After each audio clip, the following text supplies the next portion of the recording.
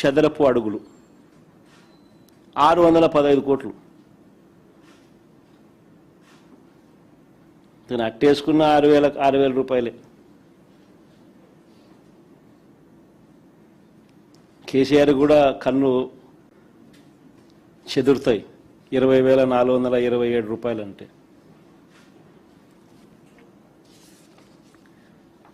కానీ మన secretariat building మాత్రం 10,665 కోట్లు.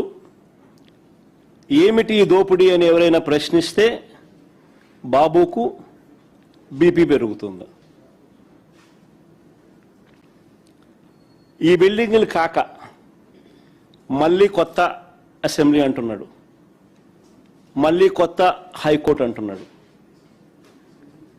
కొత్త అసెంబ్లీ కోసం 11,21,975 ఎస్ఎఫ్టీ అంట, మళ్ళా కొత్త అసెంబ్లీ అంట. ఈ కొత్త అసెంబ్లీ కోసం ఇప్పటిదాకా వీళ్ళు తేల్చిన ఖర్చు 1,947 కోట్లు. ఎందుకంటే దానికి సంబంధించి 3 జీవోలు ఇచ్చినారు చూడండి.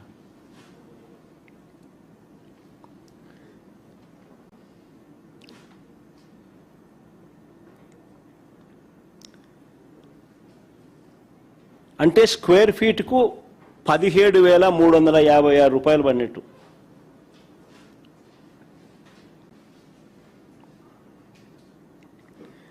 మళ్ళీ కొత్త హైకోర్టు, ఇది మళ్ళీ 20,32,231 ఎస్ఎఫ్టీ.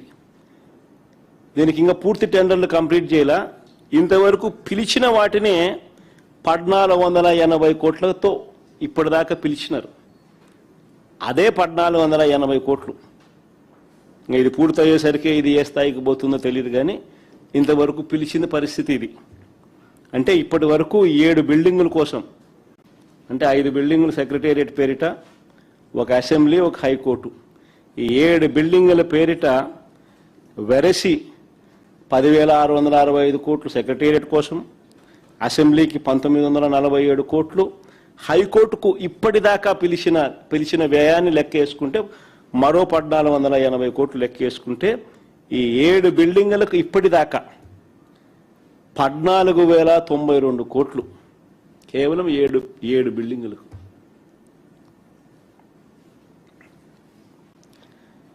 నిజంగా ఇది బిల్డింగుల వరకు పరిస్థితి ఇట్లుంటే, ఇక రోడ్లు చూస్తే నిజంగా మళ్ళీ కళ్ళు చెదురుతాయి. అమరావతిలో వేసే రోడ్ల స్కాములు చూస్తే దేశంలో ఎక్కడ కూడా హైవేలు వేసినా కూడా కిలోమీటర్కి అయ్యే ఖర్చు ఎంత అని చెప్పి ఈ మధ్యకాలంలోనే 5 సెప్టెంబర్ 2026 పార్లమెంటులో కేంద్ర మంత్రి గారిని, హైవేస్ మినిస్టర్ని నితిన్ గడ్కరీ గారిని ప్రశ్న అడిగినారు పార్లమెంట్లో. ఆయన ఇచ్చిన సమాధానం ఒకసారి చూస్తే, సివిల్ కన్స్ట్రక్షన్ ఎక్కడైనా కూడా యావరేజ్గా రోడ్లు వేయడానికి నేషనల్ హైవేకి అయ్యే ఖర్చు కిలోమీటర్కు 24 కోట్లు అని చెప్పి ఆయన పార్లమెంటుకు ఆయనంతకు ఆయనే లిఖితపూర్వకంగా సబ్మిట్ చేసిన లెటర్ అది. అక్కడ బాగా కనిపిస్తుంది చూడండి, అటువైపు కూడా బాగా కనిపిస్తుంది, ఇటువైపు కనపడని వాళ్ళకు.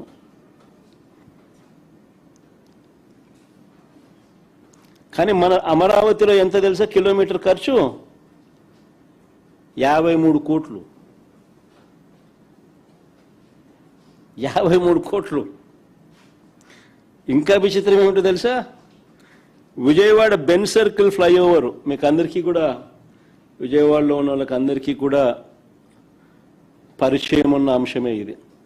బెన్ సర్కిల్ దగ్గర ఫ్లైఓవర్కు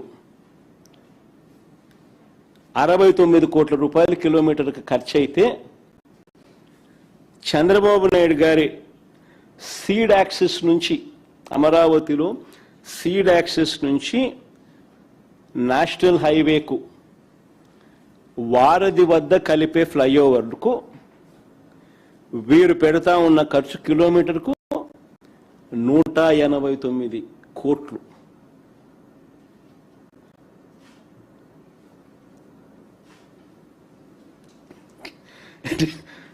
నిజంగా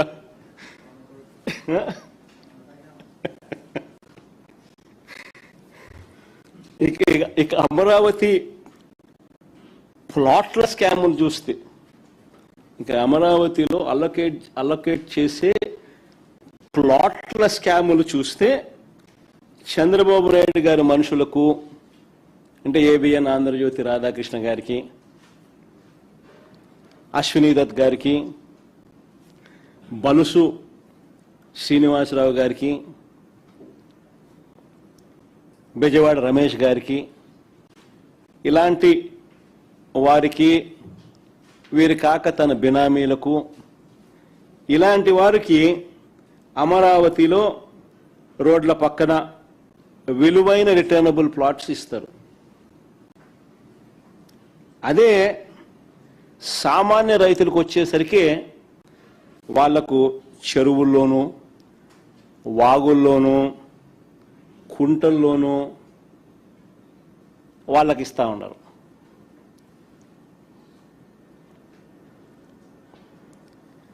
అసలు ఏమిటి అన్యాయము? మొదట తీసుకున్న 50,000 ఎకరాలకి దిక్కు లేదని రైతులు అంటా ఉంటే, ఇది పరిస్థితి అని రైతులు అంటా ఉంటే, ఈ 50,000 ఎకరాలు సరిపోవని ఇంకొక 50,000 ఎకరాలకు రైతులను ఇబ్బందులు పాలు చేస్తూ, వాళ్ళు ధర్నాలు చేస్తా ఉన్నా కూడా లెక్క చేయకుండా వారి దగ్గర నుంచి బలవంతంగా లాక్కునే కార్యక్రమం జరుగుతూ ఉంది. ఇప్పుడు నిజంగా బాధ్యత గల ప్రతిపక్షంగా మేము ఇవన్నీ కూడా చంద్రబాబు నాయుడు గారిని ప్రశ్నిస్తూ ఆధారాలతో సహా బయట పెడతా ఉన్నసరికి చంద్రబాబు నాయుడు గారు బీపీ పెరుగుతూ ఉంది, ఇష్టం వచ్చినట్టుగా తిడతా ఉన్నాడు, అబద్ధాలు చెప్తా ఉన్నాడు, అబద్ధాలతో తిట్టిస్తా ఉన్నాడు. ఆయన మంత్రులు అందరూ కూడా ఆ తిట్టించే కార్యక్రమం ఏ స్థాయికి పోతా ఉంది అని అంటే, అబద్ధాలు చెప్పే కార్యక్రమాలు, కుట్రలు చేసే కార్యక్రమాలు ఏ స్థాయికి పోతా ఉన్నాయి అని అంటే, టాపిక్ డైవర్ట్ చేసేందుకు, ఇవన్నీ కూడా టాపిక్ డైవర్ట్ చేసేందుకు, ఎవరు కూడా ఆయనను ప్రశ్నించకుండా భయపెట్టేందుకు, ప్లస్ టాపిక్ డైవర్షన్కు వీళ్ళంతకి వీళ్ళే బిల్డప్ ఇస్తారు, వీళ్ళంతకి వీళ్ళే ఒక కథ అల్లుతారు, వీళ్ళంతకి వీళ్ళే ఈనాడు, ఆంధ్రజ్యోతి, టీవీ5, చంద్రబాబు నాయుడు, ఇదో మాఫియా ముఠ. వీళ్ళు ఏమనుకుంటే అది ఒక అబద్ధాన్ని వీళ్ళే బిల్డ్ చేస్తారు, ఆ అబద్ధం మీద వీళ్ళే దొంగ సాక్ష్యాలు, కేసులు కూడా వీళ్ళ అధికారుల చేత పెట్టించేసేస్తారు. ఇది జరుగుతూ ఉన్నది ఆంధ్ర రాష్ట్రంలో. నిజంగా ఏ స్థాయికి పోయింది అని అంటే, ఈ మధ్యకాలంలోనే కడపలో, ఈ మధ్యకాలంలో ఒక టాపిక్ ఆఫ్ డిస్కషన్ ఇది, కడపలో పెద్ద దస్తగిరి అని ఆయన మా పార్టీకి చెందిన వ్యక్తి, మా పార్టీ కార్యకర్త, మావాడు, చనిపోయింది మావాడు, మా పార్టీకి చెందిన కార్యకర్త చనిపోతే మేం బాధపడతాం. అలాంటిది ఆ కేసును పూర్తిగా ట్విస్ట్ చేసి మా పార్టీ మీదనే బురద జల్లడం కోసం వాడుకుంటా ఉన్నారు. చివరికి మా డిప్యూటీ మేయర్గా పనిచేసిన నిత్యానంద రెడ్డిని, మా రవిమామను, వీళ్ళను పై కూడా బురద జల్లుతా ఉన్నారు. నిజంగా ఆ ఇన్సిడెంట్ ఎలా జరిగింది అని, జాతరలో గొడవ వల్లే ఈ హత్య జరిగిందని స్వయంగా అదే పెద్ద దస్తగిరి భార్య జరిగిన విషయాన్నంతా కూడా మీడియా ముందుకు వచ్చి చెప్పింది. తాము ఎవరికి బినామీ కాదని, డిప్యూటీ మేయర్గా పనిచేస్తా ఉన్న నిత్యానంద రెడ్డితో తమకు ఎలాంటి విభేదాలు లేవని కూడా చెప్పింది. వైఎస్ఆర్సీపీ కార్యకర్తలు వాళ్ళంతా అందరూ కలిసికట్టుగా ఉన్న వాళ్ళే, చనిపోతే బాధపడాల్సింది వీళ్ళే.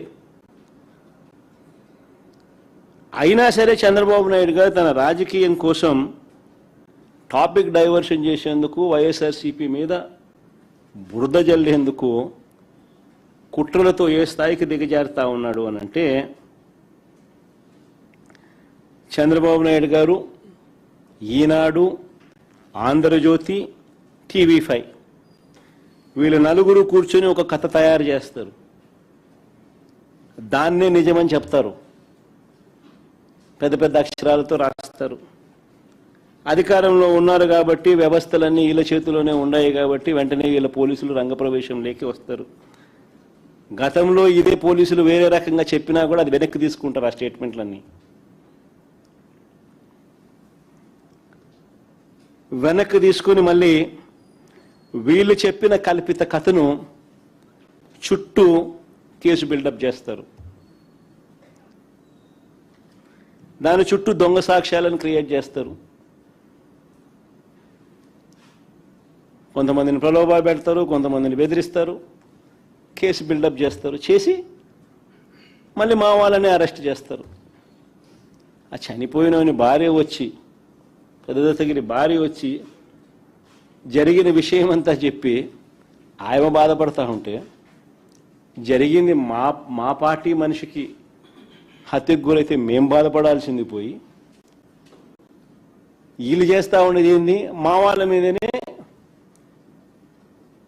కేసులు బనాయించి ఆ కేసుల్లో మా వాళ్ళని ఇరికిచ్చే కార్యక్రమం చేసి జైలుకు పంపే కార్యక్రమాలు చేస్తూ ఉన్నారు. 2 ఏళ్లుగా జరుగుతున్న అరాచకం ఇదే. తప్పుడు కేసులు వీళ్ళే పెడతారు, తప్పుడు సాక్ష్యాలు వీళ్ళే క్రియేట్ చేస్తారు, వీళ్ళే ఆ తప్పుడు కేసుల్లో మా వాళ్ళని ఇరికిస్తారు. సోషల్ మీడియా యాక్టివిస్టులు అయినా సరే,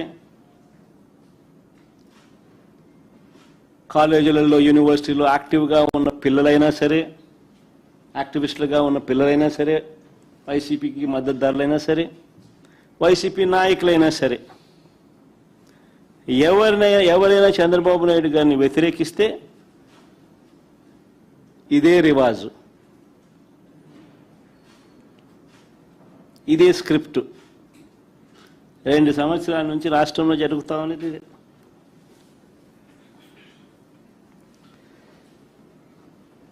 నేను అడుగుతా